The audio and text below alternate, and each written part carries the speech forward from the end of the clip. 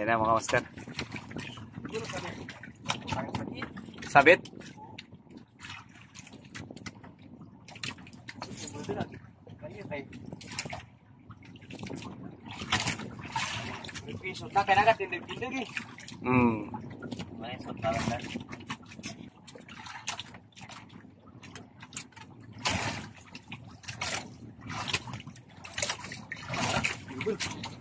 Diyan dah?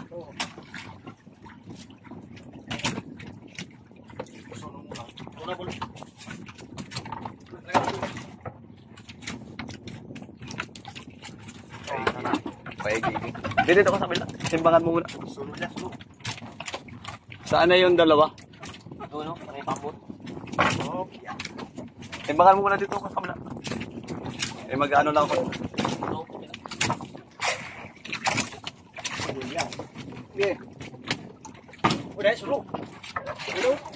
Uy, yan na mga master.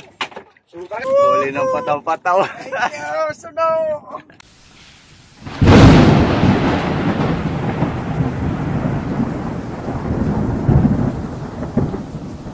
Ito kung nakikita nyo, ito yung pataw-pataw na nakahuli ng sunog. So papakita ko sa inyo kung paano ko ginawa yan mga master.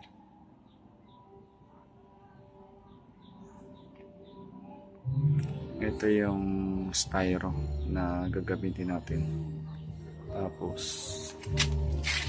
kailangan lang natin ng kawayan. Bali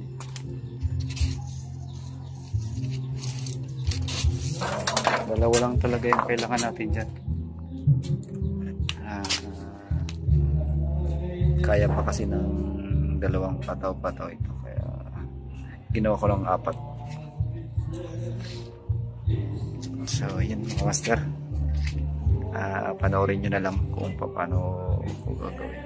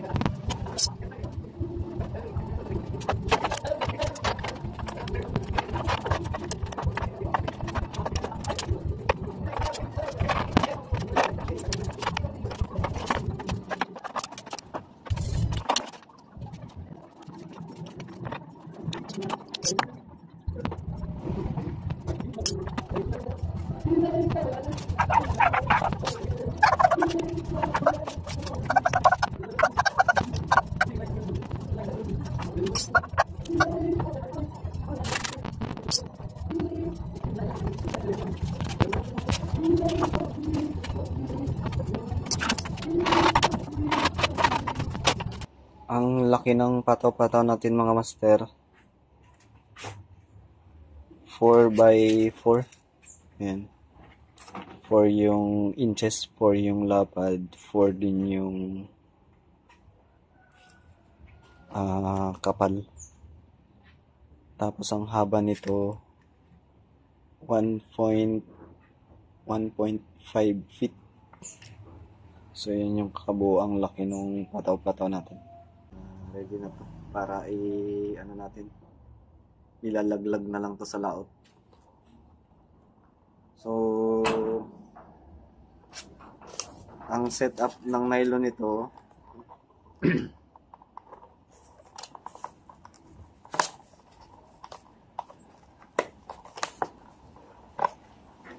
itong pinakadulo mga master, may ano,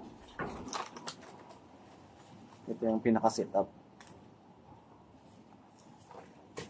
May dalawang hook sa dulo. Ito yung dalawang hook natin sa dulo. number 19.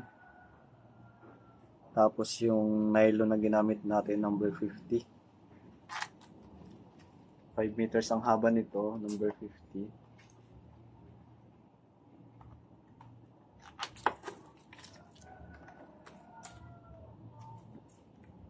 Tapos nilagyan ko ng dalawang tingga na bilog. Then bagay yung swivel. Para pag yung isda na buhay na pamain natin, malikot, hindi magpulupot yung nylon natin. Then itong main line, number 70. Ang haba nito 55 meters. Ito depende to sa mga master, depende doon sa lalim na pag-aaryahan natin. Halimbawa, 20 meters yung aaryahan natin. Ang lalim, actual na lalim. Ang i-area lang natin dito mga 17 meters lang para pag binira ng isda, hindi siya madala sa ilalim, hindi masabit sa bato. So ito lang mga master, simple lang ang paggawa noon, pataw-pataw.